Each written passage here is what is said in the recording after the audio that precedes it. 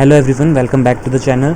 So in this video we are going to see Tech Mahindra interview experience, and in this video we are going to see technical as well as HR round questions. So if you have not seen the previous video, that is part 1, please check that too.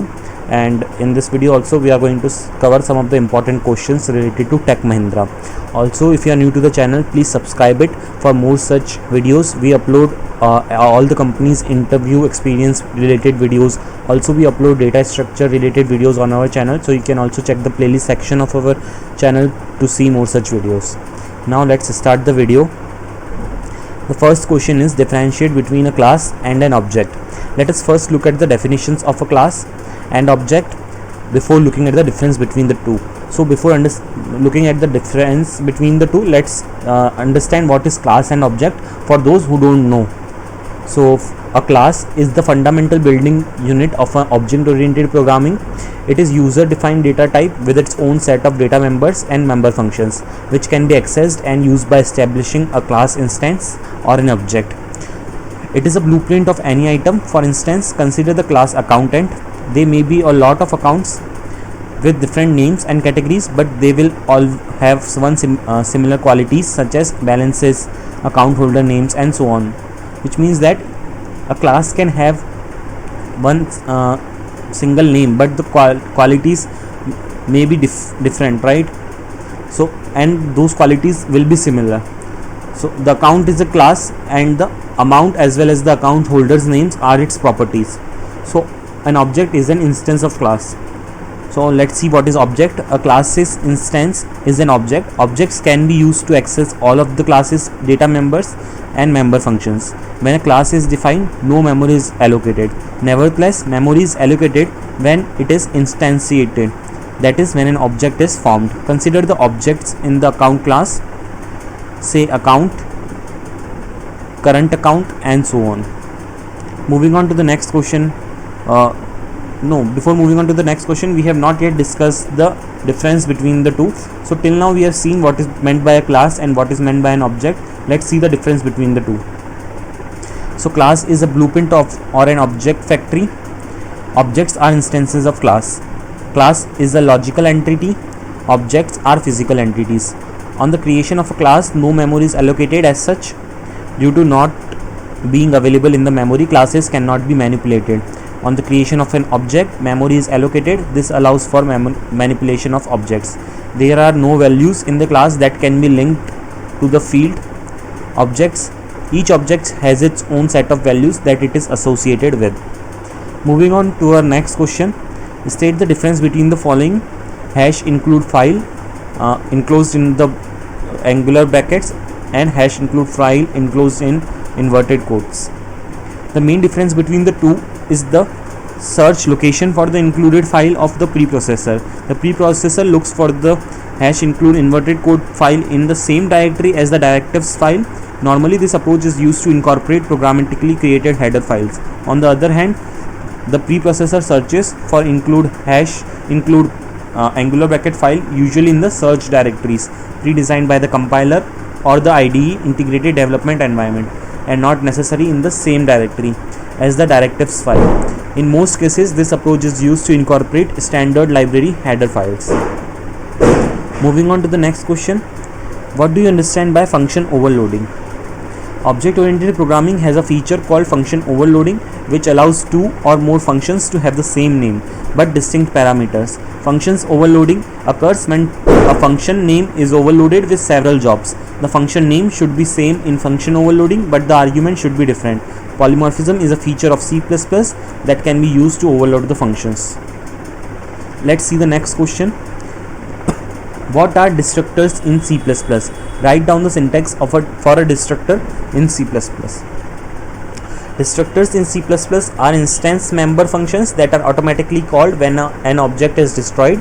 In other words, a destructor is the last function called before an object is destroyed. It is worth noting that if an object was formed with a new keyword, or the constructor used the new keyword to allocate memory from the heap memory or the free store, the destructor should free the memory with the delete keyword.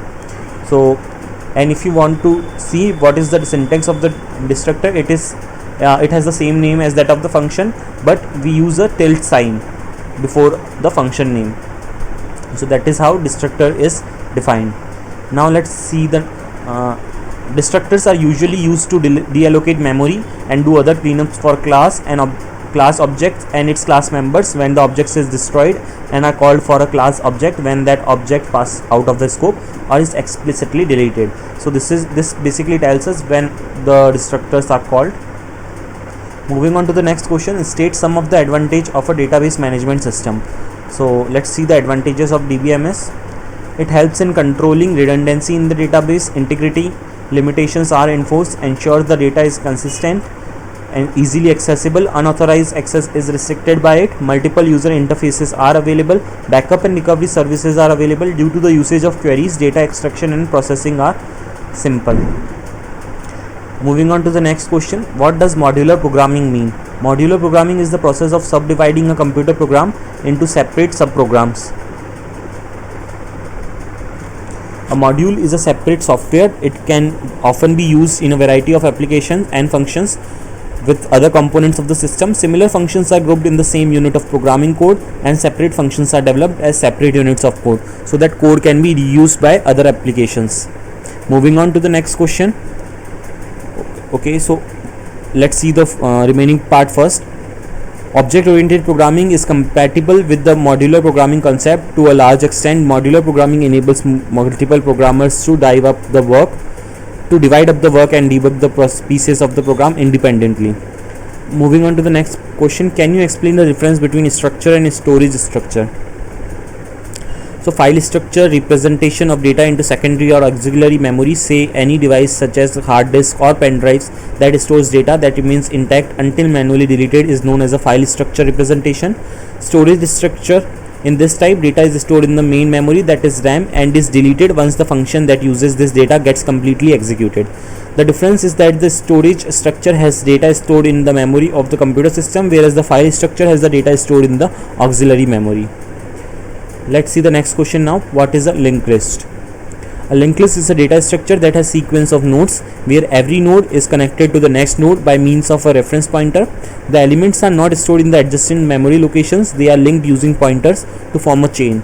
This form a chain-like link for data storage. Each node element has two parts, a data field, a reference or pointer to the next field. The first node in the linked list is called the head node, and the last node in the linked list has the pointer to the null. Null in reference field indicates that the node is the last node. When the list is empty, the head is a null reference. Moving on to the next question, which is what is a priority queue? A priority queue is an abstract data type that is like a normal queue but has a priority assigned to elements. Elements with higher priority are processed before the elements with a lower priority. In order to implement this, a minimum of two queues are required, one for the data and other for the storing of priority. Let's see the next question now, which is explain what is quicksort algorithm. Quicksort algorithm has the ability to sort lists or queries quickly. It is based on the principle of partition, exchange, sort or divide and conquers. This type of algorithm occupies less space and segregates the list into three main parts, that are element less than pivot elements and elements greater than the pivot elements. So although quicksort is a very big algorithm, you do not need to explain it completely. This kind of one paragraph answer will be more than sufficient. Explain what is skip list. The answer for this question can be skip list the method for data structuring where it allows the algorithm to search, delete and insert elements in a symbol table or dictionary. In a skip list, each element is represented by a node. The search function returns the content of the value related to key. The insert operation associates a specified key with new values, while the delete function deletes the specified key. Moving on to the 12th question that we have is mention what are the three laws of recursion algorithm. All recursive algorithm must follow all the three laws that are mentioned below. It should have a base case. A recursive algorithm must call itself. A recursive algorithm must change its state and move towards the base case. So always in recursive algorithm what happens is one function call makes calls to the same function call, but always remember that it should call for a smaller value. Okay, so first time if you are calling for a n value, then in the next call it should call for n minus 1. So moving on to the next question, which is explain what is bubble sort algorithm. Bubble sort algorithm is also referred as sinking sort. In this type of sorting, the list to be sorted out compares the pair of adjacent items. If they are organized in the wrong order, it will swap the values and arrange them in the correct order. Let's see the next question. Now we have reached to the HR round interview questions of Tech Mahindra. Let's see, how do you solve the problems you face in your life? The answer for this question can be, this is a simple question but yet tricky. Our suggestion to you will be, by a response the interviewer would know how capable you are in solving the problems. Also your problem solving skills will be projected here. To keep your answer simple for this question, you can explain any situation that has happened in the past and can tell how you have solved it with your skills. So basically you have to give a real life example. Moving on to the next question, how much do you rate yourself out of 10?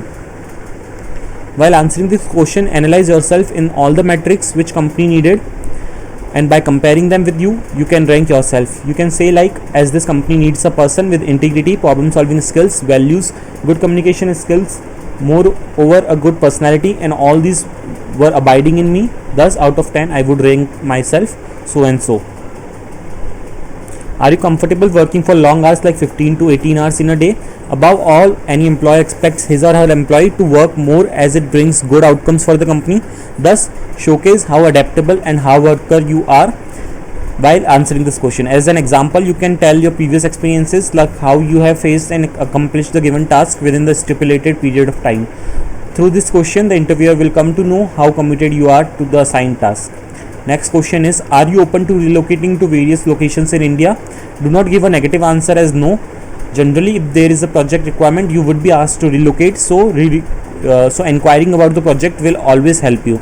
Be prepared to give an affirmative answer and let them know your concerns to the recruiter. So with this, we have covered all the questions. If you are new to the channel, please subscribe it, and if the video has helped you, please give it a like and share amongst your friends. Thanks for watching.